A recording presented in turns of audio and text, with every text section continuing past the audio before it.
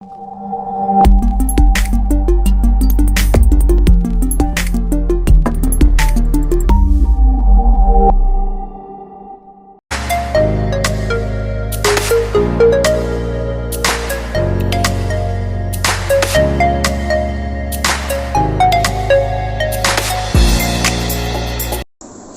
have chosen Shangrila Hotel as our study this time.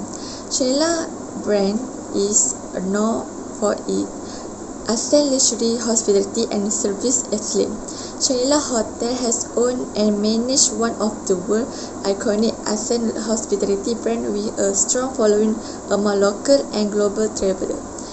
In 1971, the opening of the first Shangrila Hotel in Singapore. Shangrila Group owns, operates, and manages over 100 accommodation in 78 locations around the world. The latter columns are helpful in pinpointing large changes that have occurred, either regulation amount changes or percentage changes. As well, we are looking for percentage changes in one account that are not the same magnitude as the percentage changes of the other accounts. Total current assets have decreased by 0.92% and total assets have decreased by 2.05%. However, consider the property, plant and equipment. The change from year 2018 to 2019 is 17,926 ringgit. This may or may not be a large change depending on the size of the hotel. In comparative horizontal analysis, the term absolute and relative change are sometimes used. An absolute change shows the ringgit measured change from one period to the next. A relative change is the absolute change expressed as a percentage. An absolute change may sometimes appear large, for example 10,000 ringgit, but when compared to its base figure, for example 1 million, represents a relative change of only 1%. By the same token, a relative change may seem high, but when compared to its base figure in quite small in absolute terms.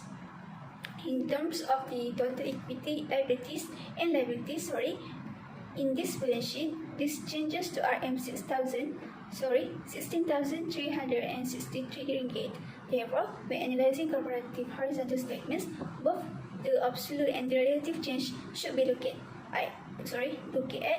and only those that exceed both acceptable norms should be of a concern.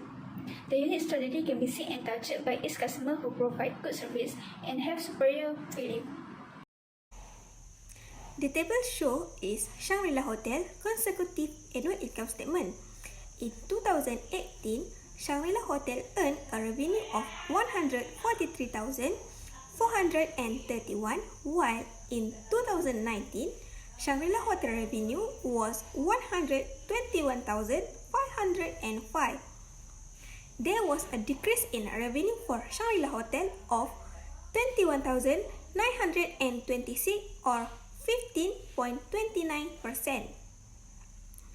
Despite this leaning revenue, the business still managed to generate good profit for the year. The increase in operating profit and profit before tax is to be credited for this. The profit for the year increased by 16.22% or 5,733 from 2018 to 2019. In 2018, Shangrila Hotel recorded a profit of 35,337 and increased for 41,070 in 2019. Ratio. In 2018, the current ratio is started at 2.46:1. The current ratio that results in the industry average which the company won is 1.3 ringgit, but so this company gets a higher current ratio that makes it more profitable for them. In 2019, the current ratio has dropped to 2.01:1, showing only 1 ringgit 38 cent of quick asset for every 1 ringgit of current liabilities. Quick ratio. The quick ratio for 2018 is 2.42:1, showing there is RM2.40 of quick asset for every RM1 of current liabilities. The quick ratio for the years 2019 has dropped to 2.0:1, showing only RM2 of quick asset for every RM1 of current liabilities. Next, account receivable as percentage of revenue. From RM1 sales revenue in 2018, the company had lost 1.55% credit sales, when in 2019, the current ratio that results in the industry average, which companies won, is 235%. This company gets lower than what it expected. It means the company is not interested in generation cash from its sale revenues. Account receivable turnover. Based on the sale revenue, the company has the ability to collect its debt for 1.18 times. In account receivable turnover, the frequent number of collection of its debt will give them advantage in holding more cash. But in 2019, the company will be able to collect its debt for only 1 times only. And last one, average collection period. 2018, in 1 year, the company needs a 309 days gap for collection of its debt. The company failed to set the expected time frame of 22 days to collect its debt. This means the company has less ability to collect them and receive cash for other business purposes.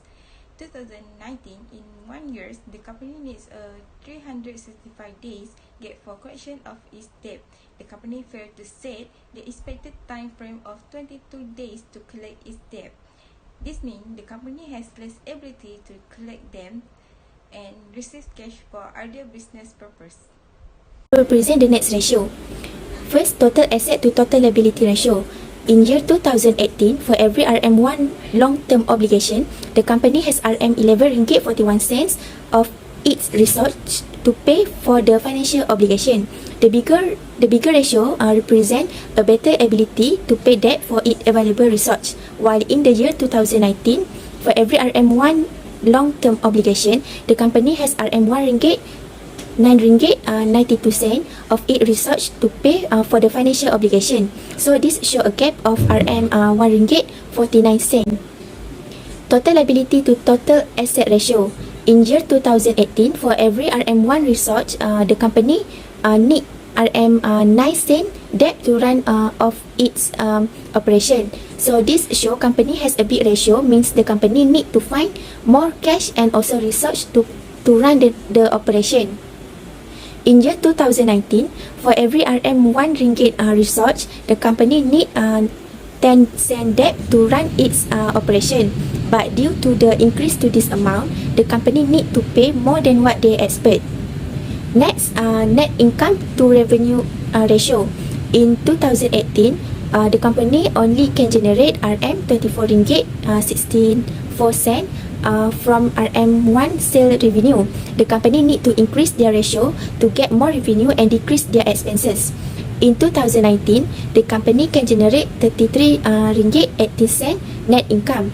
The bigger ratio means the company can minimize its expenditure in order to generate higher income. Net income to asset ratio. In 2018, from RM1 available research, the company can only generate RM4.47 of net income. This small ratio indicate that company are less effective in using their research to generate their income. While in year 2019, from RM1 ringgit available, the company can only generate RM5.90 net income. This number has shown an increasing about 72 cent net, but still below of what the company want to reach, which is 55%. This small ratio indicate that company are less in using their research to generate net income. Next is asset turnover ratio. In year 2018, the company can only generate RM18 cents of sale revenue from RM1 available research. The ratio that result in the industry average, which company one is RM2.02, but this company get the lower asset turnover ratio. While in the year 2019, the ratio has declined to RM50 of sale revenue from RM1 available research, this company get the lowest asset turnover ratio that made it become more loss to them. In conclusion, the success achieved by the Shangrila Hotel Group is due to the key strategy and several elements pursued by the company. The unique strategy can be seen and touched by its customers who provide good service and have superior value. We can conclude the Shangrila Hotel has a good financial performance and their profit increased from the previous year. Therefore, financial analysis is very important for a company because it can know the financial position of the company in a certain period. And can also identify the weakness and strength of this company. I think that's all from us. Thank you for listening.